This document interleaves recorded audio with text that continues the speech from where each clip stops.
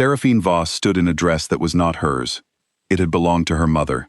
She had taken it in twice herself, sitting at the small table in her one-room house, with a needle and thread, doing the best she could. The fabric was soft from too many washes. The color was a pale cream, the kind that had probably been white once, before years of careful use had turned it into something quieter. She stood at the back of the pack hall and watched the torches burn.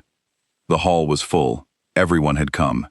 Ceremonies like this one did not happen often, and when they did, the whole pack turned out, the elders in the front rows, the warriors along the walls, the rest filling in the space between. Children sat on their fathers' shoulders. Women stood on their toes to see better. The air smelled of pine wood and smoke, and something that felt, to Seraphine, like the last ordinary night of her life. She pressed the seam on her left hip flat with her thumb. She did not know why she kept doing that. The seam was fine. She had sewn it carefully. But her hand kept going back to it, pressing it down, checking it, as if making sure the dress was holding together was the most important thing happening in the room. Maybe it was the only thing she could actually control. The ceremony began. The Alpha King walked out. Seraphine had seen Calum Dreven before, of course. Everyone in the Northern Realm had. He was hard to miss, tall, broad, with the kind of presence that made a room rearrange itself around him without his asking. He wore no crown. He did not need one. He stood at the front of the hall and the crowd went quiet the way crowds go quiet for weather. Seraphine watched him the way she always watched him, from a careful distance, without letting herself want anything in particular. Then the bond hit. It was not gentle. It was not the soft thing she had read about in old stories, the warm recognition, the pleasant certainty. It landed like a door being kicked open, sudden and loud and impossible to ignore. It went through her chest and took her breath with it, and for one completely unguarded moment, she felt it. Him, across the room, looking straight at her. He was looking straight at her. She saw it happen in his face, the recognition, the same door opening. His jaw tightened the way it did before he made a decision, and she watched him make it. Watched the thing close behind his eyes, watched him put it somewhere, and turn the key. He looked away. He announced a name that was not hers, a woman from a higher bloodline, a better political match, a choice that made sense for a king. The crowd responded the way crowds do, with noise that sounded like celebration. Seraphine pressed the seam on her left hip flat. She smoothed the front of her dress. She turned. She walked out of the hall through the side door, and she walked home in the dark. And she did not run, because she was not going to run, and she pressed that seam flat the whole way home, without knowing she was doing it. No one followed her. She left the Northern Realm 4 days later, in a borrowed coat with 30 coins in her pocket. What was left after 3 years of wages from a pack that paid her the minimum it was required to, and not 1 coin more. 30 coins and a bag that was mostly empty. She walked south until she found a road, and then she followed the road until the air started to smell different, warmer, less like pine. She did not say his name out loud, not once, not on the road, not in the months that followed, not in the years after that. It was a small discipline. She found that if she did not say it, she did not have to decide what to feel about it. The wound was there. She knew where it lived. She chose not to open that drawer. Instead, she worked. In the South, wolves cared less about bloodlines and more about what a person could do.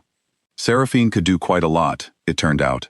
She was organized, she was calm under pressure, she read everything she could get her hands on, and she listened in the particular way that made people feel like the most important person in the room. By her 2nd year, she was working in the Southern Queen's administrative office.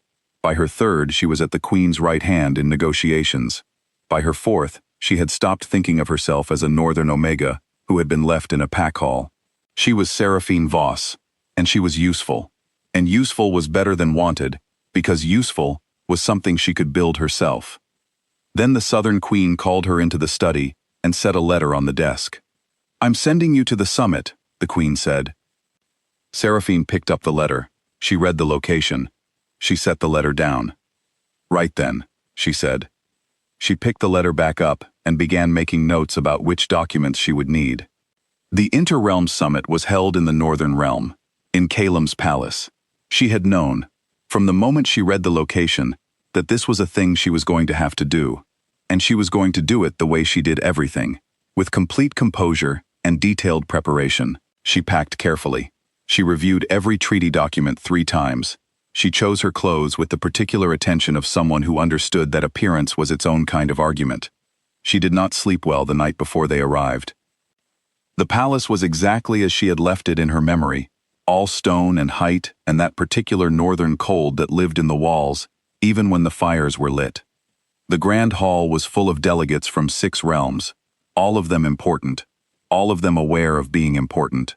Seraphine walked in with the southern delegation, 3rd in line, deliberately. She was reviewing a clause in a treaty document with a junior aide when the room shifted. It was the only way she could describe it, later, to herself. The room shifted, like something in the architecture had relocated. She looked up. He had already found her. Across 30 feet of marble floor and 5 years of silence, the bond answered him, like it had been waiting. Her body did not ask her permission.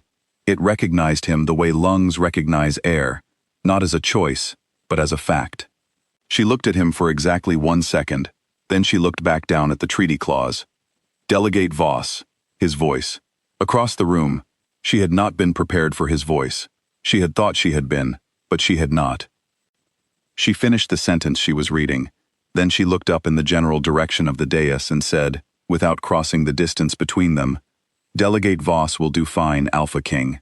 Thank you." The aide beside her found something very interesting to look at on the floor. The summit proceedings began. Seraphine sat at the table and did her job, which she was very good at. She listened to every delegate with full attention. She identified what each of them actually wanted, underneath what they said they wanted. She found the places where those wants overlapped, and she used those places like handholds, pulling agreements out of rooms that had arrived as arguments. 3 realm leaders, by the end of the 2nd day, had asked the Southern Queen who her primary delegate was. One had made a formal offer to have her reassigned. Calum watched her work. She knew he was watching.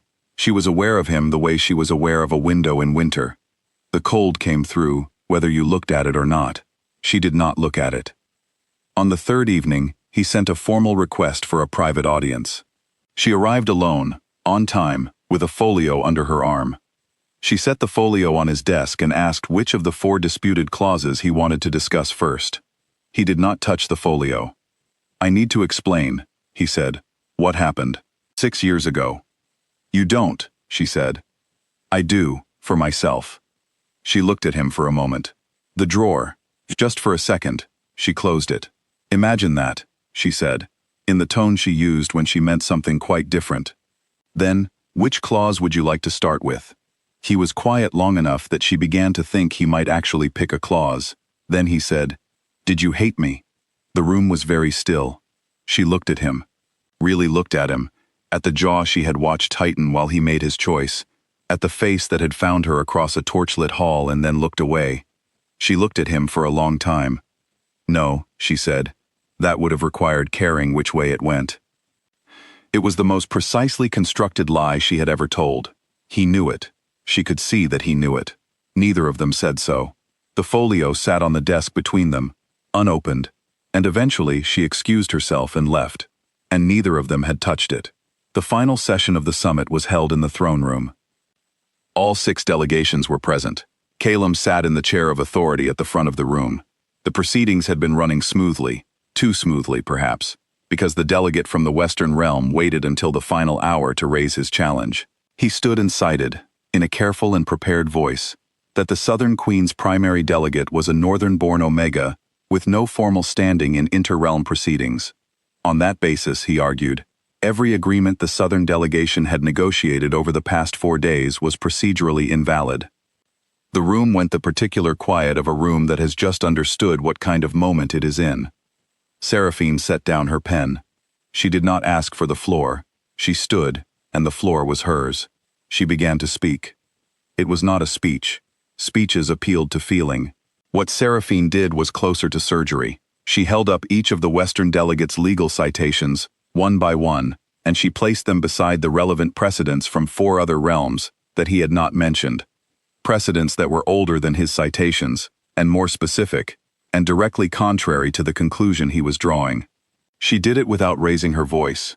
She did it the way she did everything, with the calm of someone who has nothing left to prove and has done the preparation to show it.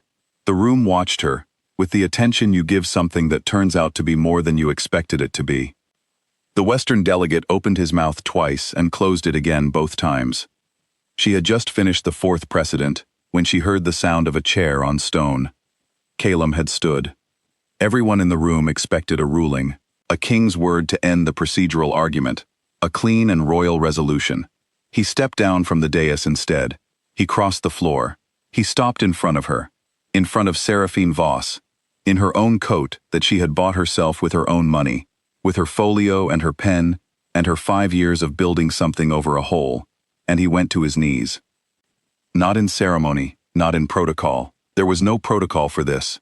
He went to his knees in front of 30 witnesses from 6 realms because it was the only language he had left that was large enough. Seraphine Voss, he said. His voice was steady. She noticed that he kept his voice steady. Rightful mate of the Alpha King of the Northern Realm. The Northern Realm formally recognizes her standing in this room, and every room on this continent, retroactively and without condition. The room did not breathe. She looked down at him, at the top of his head, at the line of his shoulders, at the hands he had placed on his knees, not folded, just resting there, open, which was the most undefended she had ever seen him. The bond in her chest did the thing it had been doing for 5 years in quiet. It moved, like something shifting its weight. She felt it clearly, and she let herself feel it, and she did not let it move her face. "Thank you, Alpha King," she said. "That resolves the procedural objection." She turned back to the Western delegate. "Shall we continue?" They continued. She did not stay for the closing dinner. The Southern Queen's carriage was ready at dawn, and Seraphine was at the palace steps before the light was fully up, her bag already loaded, her coat buttoned. The northern cold came out of the stones the way it always had. She had forgotten, in 5 years of southern warmth, how personal the cold here felt, like it knew you specifically. She heard his footsteps before she saw him. He did not touch her. He stopped a few feet away, which was the right distance. He had learned something about distance, she noted. He looked at her in the early gray light, and he said, "What would it take?" Not a question, exactly. More like something he was setting down in front of her. She thought about it. She stood there in the pale dawn and she really thought about it. She opened the drawer, the one she had kept closed for 5 years, and she looked at what was in there. All of it. The torchlit hall and the dress taken in twice and the 30 coins and the borrowed coat, and the road going south and every night she had not said his name. She looked at all of it. Then she closed the drawer. "I don't know yet," she said. He was quiet. "That's not a no," he said. "No," she said. "It isn't." She picked up her bag. She got into the carriage. The driver clicked his tongue, and the horses moved, and the palace gates opened, and the carriage passed through them into the morning. She did not look back. She pressed the seam on her left hip flat with her thumb, and she looked out at the road going south, and she let herself, just for a moment, feel the thing she had been not feeling for 5 years. It was large. She was not afraid of it. That was new.